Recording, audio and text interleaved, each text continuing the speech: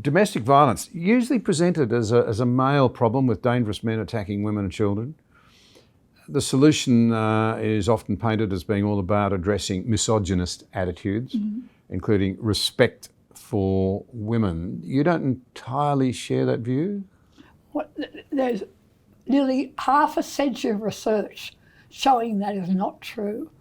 A few years ago, you might remember David Leyonhjelm, the senator, grilled bureaucrats in Senate estimates, asking what is the evidence for this link between domestic violence and respect for women, this idea that it's all about misogynist attitudes. And questions on notice, months later, they came back with a few WHO reports showing that if you include countries like Saudi Arabia and Afghanistan, you do get a link in some of these deeply misogynist countries between rates of domestic violence and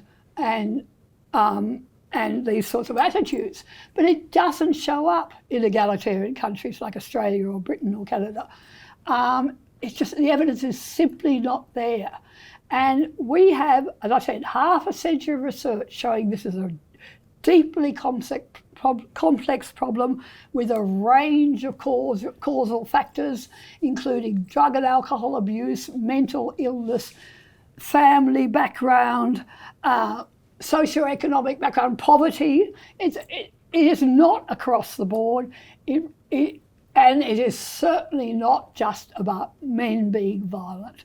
The evidence is overwhelming that most family violence is two-way violence involving both male and female aggressors. And there's a very interesting example of that. But there's a famous longitudinal study in New Zealand called the Christchurch longitudinal study. Been years and years and years, decades, looking at important social issues. And there's a video made with one of their researchers talking about how they went out to interview people about domestic violence. And instead of asking who are victims of violence, they asked who are perpetrators. And they were absolutely astonished to find women just as likely to say, I started hitting my partner. I'm the aggressor in our family. The women were just as likely to acknowledge that as the men. And when they published this, of course, all hell broke loose. Those researchers won't even talk about it now because they've had such flack for telling the truth about domestic violence. We've had professors, we've had academics across the world brave people doing research into this, and they've had death threats. They've had their funding withdrawn. They've been booed from the stages of conferences because there's this deliberate attempt to present this problem as entirely about aggressive men, and they don't want to know what the real research shows. I'll just briefly describe what is our best source of knowledge on this topic, which is a big research study which involved 42 scholars from 22 universities across America and included other countries. It was called the Partner Abuse State of Knowledge Project. They looked at over 1,700 peer-reviewed articles where research into domestic violence. And what they found was this overwhelming pattern of two-way violence, with women more often than men instigating violence. That's what emerges in the research. Children aren't watching their dads abuse their mothers in violent homes. They're just as likely to be worried about their violent mothers.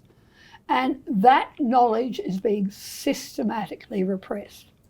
It is true that men are usually much stronger, and so when they express their violence inappropriately, horrible, horrible things can happen. Yeah, I mean, women are more likely to die. Homicide levels are higher through domestic violence for women because of the men's strength and you know, that they're more likely to be physically, cause physical harm when they do abuse women. There's no question of that. But the point is that it's this two-way street. It's about men and women who don't know how to handle conflict. And we're doing nothing about that. We're lying about this really important social issue. So this is really important. So neither of us are saying anything other than that domestic violence is appalling. It's a terrible thing. To me, it's inexplicable and inexcusable. But what I hear you saying, I think, correct me if I'm wrong, is that if we're not understanding the true nature of it, the true dimensions of it, then we're not going to find the solutions to the problem. We need to find the solutions. That should be the objective. We're not addressing the solution at all. And the best example of that, there's a wonderful woman called Erin Pizzey, and she's famous in Britain. She started the first women's refuge for women to go to escape domestic violence back in the early 1970s. And when she set that up, she found she was having real problems because some of the women coming to that refuge were violent to other women, violent to their children.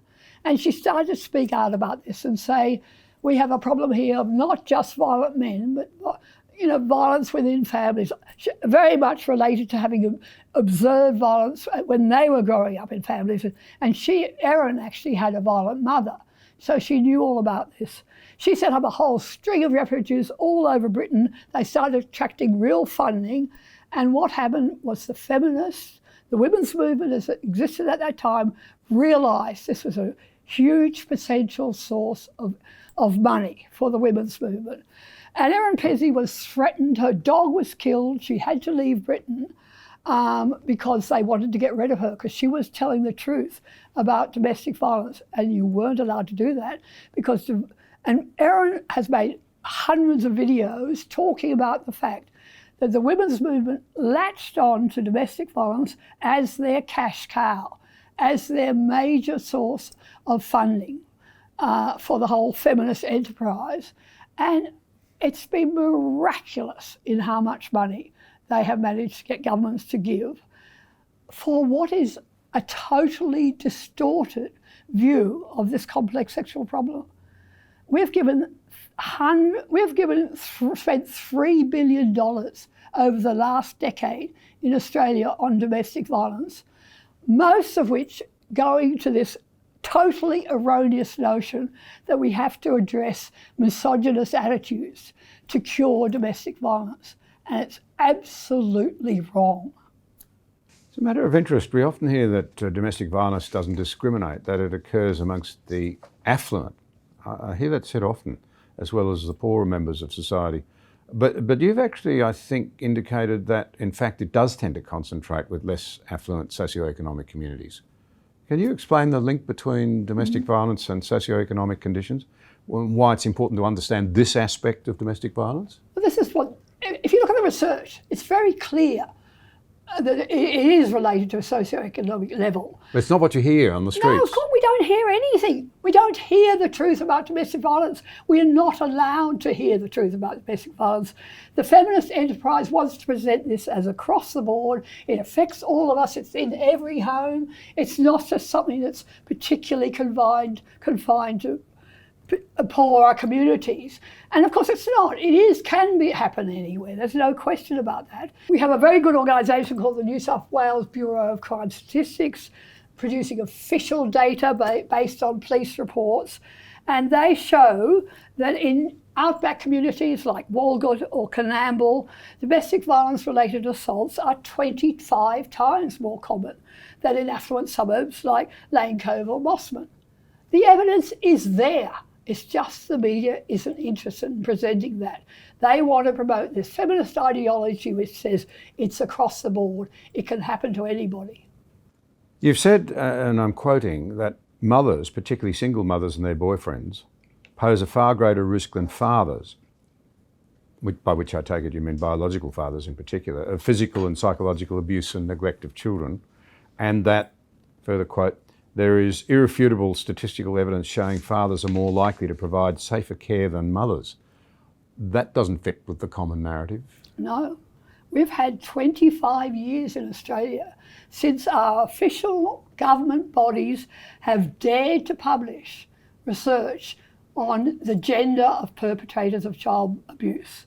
In 1996, the Australian Institute of Health and Welfare published a paper on abuse and neglect of children, showing that mothers were twice as likely as fathers to be responsible for abuse and neglect.